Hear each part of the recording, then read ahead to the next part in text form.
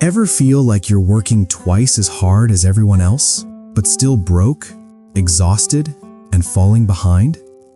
You're grinding non-stop while others coast ahead.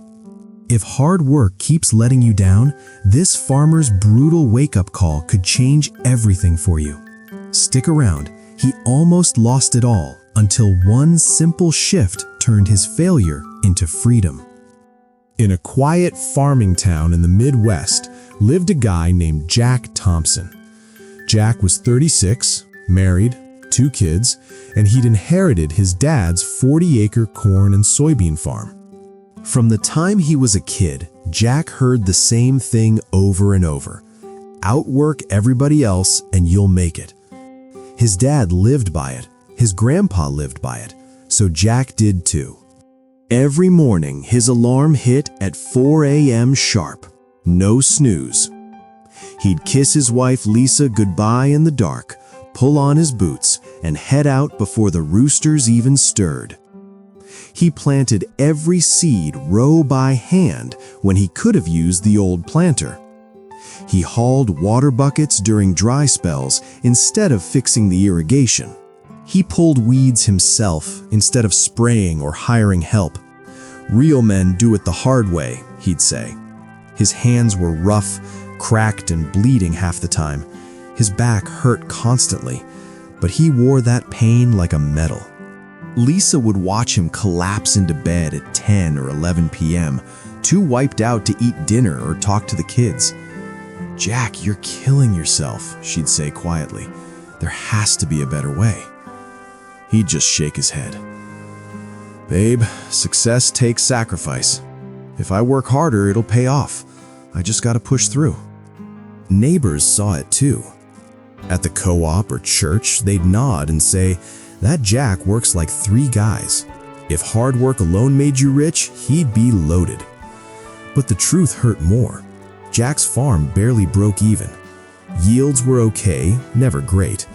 Debt piled up slowly. No extra for the kids' college fund, no family vacations, no breathing room. Right across the county road lived Mike Reynolds. Same age as Jack, same size farm. Started with even less cash. But Mike's lights went out by 8 p.m. most nights. He took weekends off sometimes. He used drip irrigation, hired seasonal help, and focused on just corn and beans, the crops that sold best locally.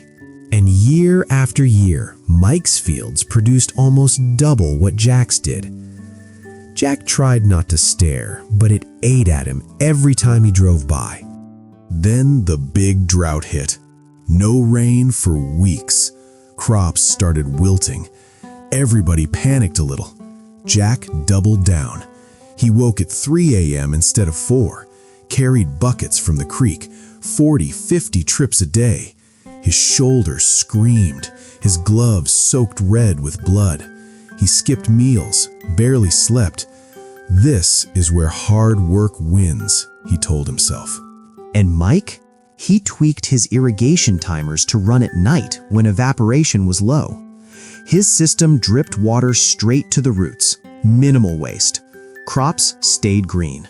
On day 17 of the drought, Jack was hauling his 45th bucket. Vision blurred, legs buckled. The bucket dropped, water soaking uselessly into the cracked dirt. He fell to his knees, gasping, chest pounding like it might explode. Lisa found him there, curled between dying rows. At the clinic, the doctor was blunt. "Jack, you're severely dehydrated, sleep-deprived, malnourished. Your heart's racing irregularly. Keep going like this, you won't see the next harvest. Not from drought, from your body giving out." That night in bed, IV in his arm, Jack stared at the ceiling. For the first time ever, he felt totally defeated. Not by the weather, by his own beliefs. "Lisa," he whispered, "I did everything they told me. I worked harder than anybody. Why isn't it working?" She squeezed his hand. "Maybe hard work isn't the whole answer, honey. Maybe you've been missing something bigger. 3 days later, still weak but able to walk, Jack did the hardest thing he'd ever done.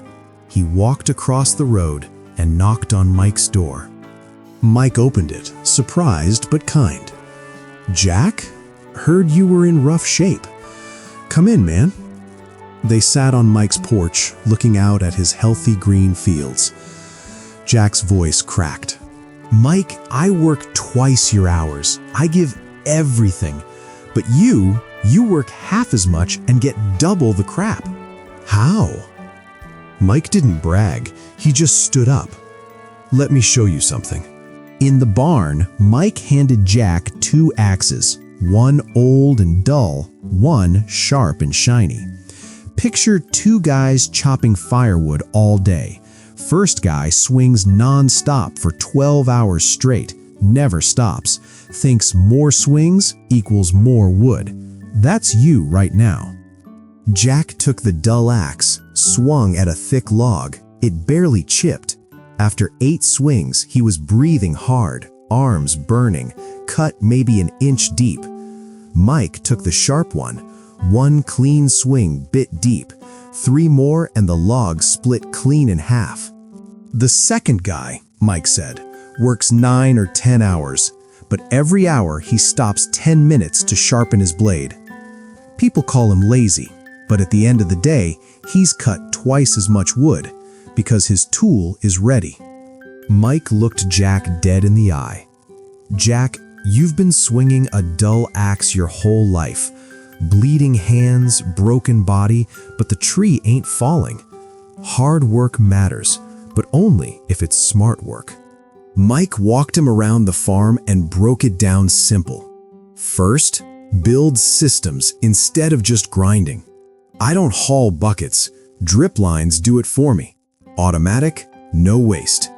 Costs money up front, but saves me 6 hours a day. That time goes to planning, not pain. Second, focus beats trying everything. I stick to 2 crops that grow best here and sell highest. You spread thin over 5 things. I get really good at 2. You stay average at 5. Third, rest isn't lazy, it's strategy. I sleep 8 hours, take breaks, exercise. My mind stays sharp, so I spot problems early, make better calls, innovate. You're so tired you miss stuff and fix mistakes later. That costs more than it saves. Mike put a hand on Jack's shoulder. You're not failing because you don't work hard. You're failing because you've only learned how to work hard, not how to work right. There's a huge difference between being busy and making progress. Jack went home that night with his head spinning, but for once full of hope instead of exhaustion. He didn't flip everything overnight, but he started small. Next morning, he worked only 4 hours, then sat down with a notebook. Researched cheap drip irrigation kits online. Talked to the local co-op. Sold an old rusty combine he never used and bought the system. Installed it in a weekend with Mike's help. Water time dropped from 6 hours to 20 minutes a day. He used the saved time to test soil, pick better seeds, and plan harvests instead of reacting. He cut crops to just corn and beans, the moneymakers, dropped the rest, hired a high school kid part-time for weeding during peak, paid him fair. Most important, he stopped at 6 p.m. Ate dinner with Lisa and the kids, talked, laughed, started walking in the mornings, felt stronger, thought clearer. Friends noticed. "Jack, you're working less, but looking better. What's up?" He'd grin. "Turns out you think better when you're not half dead." 6 months later, harvest came. No miracle explosion, but 45% more yield than his best year before. Not from more hours, from smarter ones. He worked 7 to 8 hours a day now instead of 14 to 16, but those hours produced way more. Mike stopped by one evening, walked the fields with him. "You got it, brother. You're not just a hard worker anymore. You're effective." Jack shook his hand. Thanks for showing me there's more than one way to win. This isn't just a farm story. It's for every person grinding themselves down, believing pain equals progress. Hustle culture tells you if you're not exhausted, you're not trying. But the people who actually win don't work the longest hours, they work the smartest ones. Remember these 3 things. 1. Before you work harder, build a better system. Don't carry buckets forever. Build the pipe. Automate what you can, delegate what you can't. 2. Focus crushes busy work. Pick 2 to 3 things that matter most and get great at them. Mastery in a few beats average in a dozen. 3. Rest is fuel, not weakness. A rested brain sees opportunities and avoids expensive screw-ups. You can't win if you're running on empty. Here's your challenge this week. Pick the one task eating most of your time. Ask, is there a smarter way? A tool? A system? Someone to help? Spend just 1 hour fixing it instead of grinding through. Because what Jack finally learned, and what could save you, is this. You're not built to run until you break. You've got a sharp mind that can create leverage, freedom, and real results. Stop swinging the dull axe. Sharpen it. If this hit hard and you're tired of grinding yourself into the ground, smash that like button and share it with someone stuck in the same trap. Quick challenge. What's one task you're gonna make smarter this week? Drop it in the comments right now. Let's help each other win. See you next week with another story that actually moves the needle. Work smart, rest well. Your breakthrough starts today.